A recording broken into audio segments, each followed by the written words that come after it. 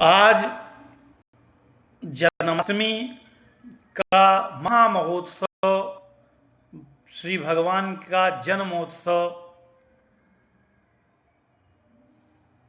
पूरे संसार में मनाया जा रहा है। जहां जहां सनातन धर्म को मानने वाले लोग हैं, वहां सुंदर सुंदर झांकियां बनी हैं।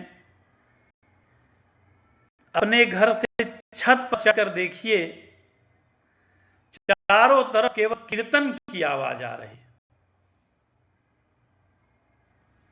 लगभग 5000 वर्ष पहले भगवान अपनी लीला संवरण किए थे,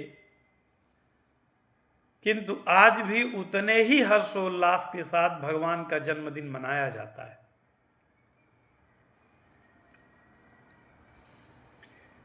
यही भगवान की शक्ति है। इस बीच में न जाने कितने महापुरुष हुए, लेकिन किसी की तुलना श्री भगवान से नहीं की जा सकती। और किसी का, भगवान रामकृष्ण को छोड़ दिया जाए तो किसी का जन्मोत्सव क्या इतने हर्षोल्लास से मनाया जाता है? इतिहास में पढ़कर लोग उन्हें भूल जाते हैं, किंतु श्री भगवान की ऐसी महिमा है कि दिनों दिन जैसे जैसे उनके दिन बीत रहे हैं, वैसे वैसे उनका उत्सव और विस्तार से मनाया जा रहा है। त्रेता में भगवान राम ने जब लीला की थी तो कितने वर्ष हो गए, किंतु श्री राम नवमी के दिन कितने हर्षोल्लास से उनका जन्मदिन मनाया जाता है।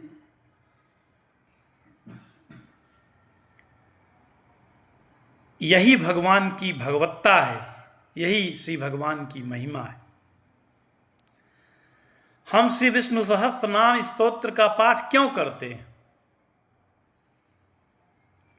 हम श्री विष्णु सहस्त्रनाम स्तोत्र का पाठ इसीलिए करते हैं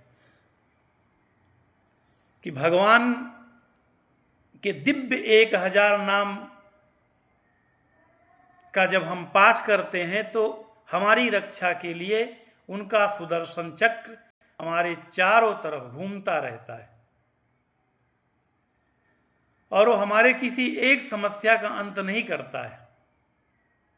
वो ग्रहों से, नक्षत्रों से, समाज के दुष्ट तत्वों से, शरीर में आने वाले दुष्ट रोगों से, मन मस्तिष्क में होने वाले दुष्ट डिप्रेशन से, वास्तु दोष से, पितृ दोष से, इन सभी दोषों से एक साथ रक्षा करता है। अर्थात श्री विष्णु सहस्त्रनाम स्तोत्र का पाठ करने के बाद जो उनका सुदर्शन चक्र आपकी रक्षा करता रहता है, वो गिन गिन कर आपकी तरफ आने वाली समस्त समस्याओं को विध्वंस करता रहता है।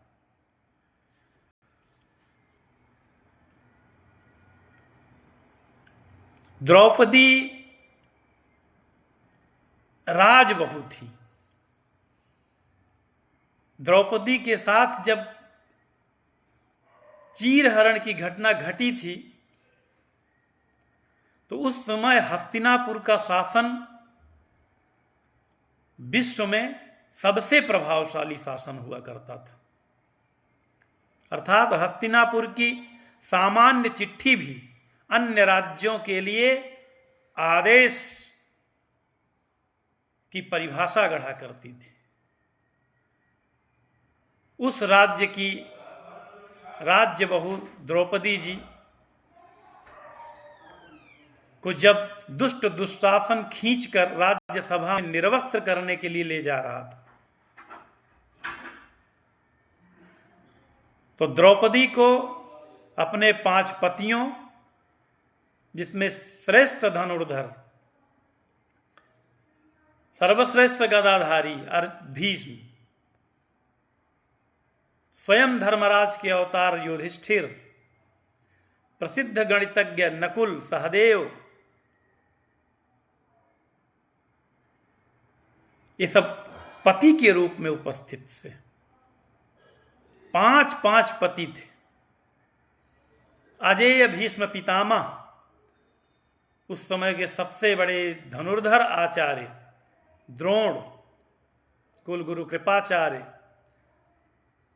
आदि उपस्थित थे और इनका गर्व था द्रौपदी को कि अभी जैसे ही राज्यसभा में ये दुष्ट दुशासन हमें लेकर जाएगा, आज इसका सिर धड़ से अलग कर दिया जाएगा। किंतु राज्यसभा में पहुंचने के बाद जो निराशा द्रौपदी को हुई, वही निराशा कमोबेश हम हर मनुष्यों के अपने परिवारीजन, समाज, शुभेच्छुओं से आशा पाले रहने पर होती है।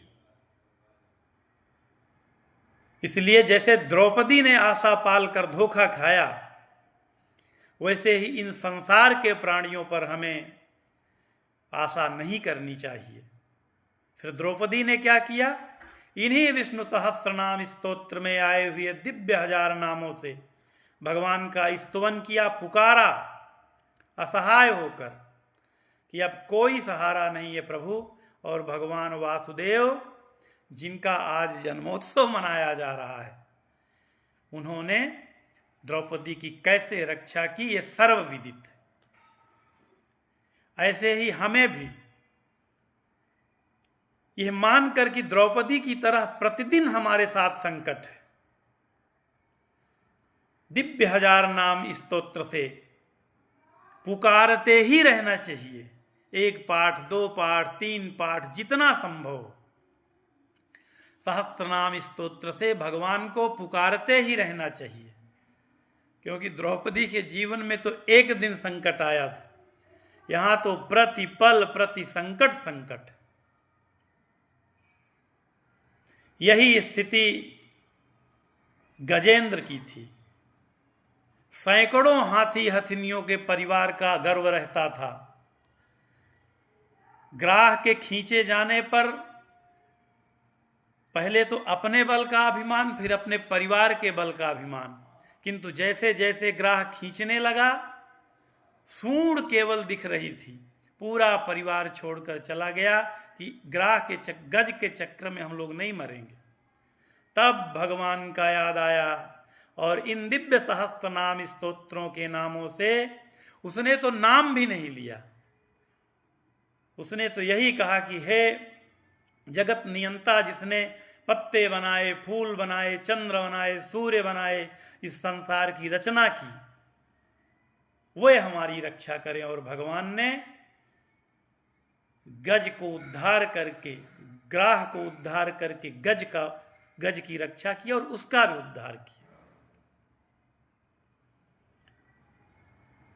तो जैसे गज दिन रात संकट में था, तब भगवान की याद किया, द्रौपदी संकट में थी, तब भगवान को याद किया। ऐसे ही हम संकट में न पड़ें, बिना संकट के जिए, इसलिए हमें श्री विष्णु सहस्त्रनाम स्तोत्र का दिन रात जब समय मिले जोर जोर से पुकार कर पाठ करते रहना चाहिए।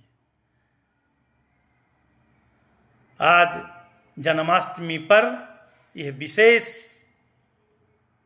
निवेदन हम सभी सनातनियों से करेंगे कि वे इधर उधर के भ्रम में न पड़कर अपने कल्याण के लिए केवल श्री विष्णु सहस्त्रनाम स्तोत्र का पाठ करें। इससे उनकी सभी आकांक्षाएं, सभी मनोआकांक्षाएं स्वयमेव धीरे धीरे पूरी हो जाएंगी। श्री राधे।